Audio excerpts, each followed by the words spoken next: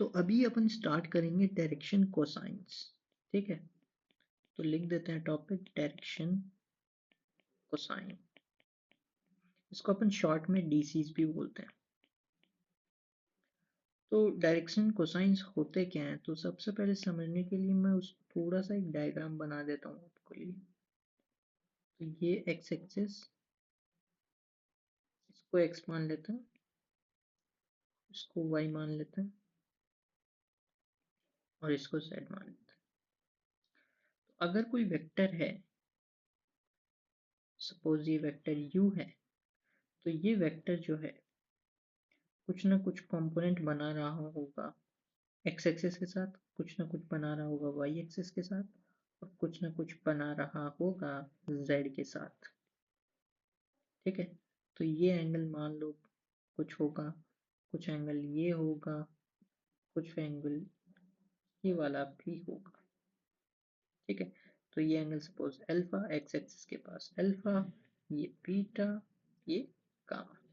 ठीक है, तो ये अपने पास एंगल्स आ रहे हैं। ठीक है, अल्फा बीटा एंड गामा।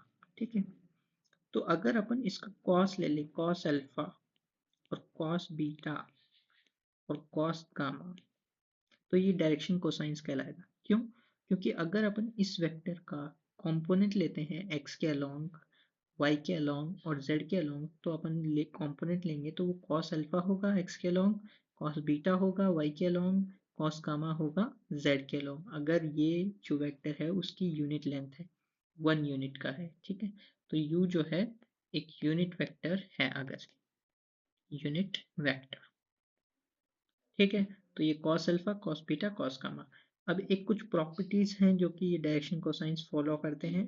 ठीक है, तो वो प्रॉपर्टी आपको क्लियरली समझ में भी आ रहा होगा कि अगर अपन 3 डायमेंशन के अंदर अगर अपन पाइथागोरस थ्योरम लगाएंगे, ठीक है, तो अपन जो इक्वेशन बनेगा वो बनेगा cos square alpha plus cos square beta plus cos square gamma is equals to 1। ठीक है, वैसे तो यहाँ पे रूट आएगा, रूट इज इक्वल्स टू 1, लेकिन जब अपन इसको स्क्वायरिंग करेंगे तो बोथ साइड ये 1 हो जाएगा। ठीक है, वैसे ही अगर अपन इसको थोड़ा सा एक्सपैंड कर दें तो cos स्क्वायर अल्फा को अपन लिख सकते हैं 1 माइनस साइन स्क्वायर अल्फा, और फिर अगेन cos स्क्वायर बीटा को अपन लिख सकते हैं 1 minus sine square beta plus, अब ये अपन इसको लिख सकते हैं 1 माइनस साइन स्क्वायर गामा।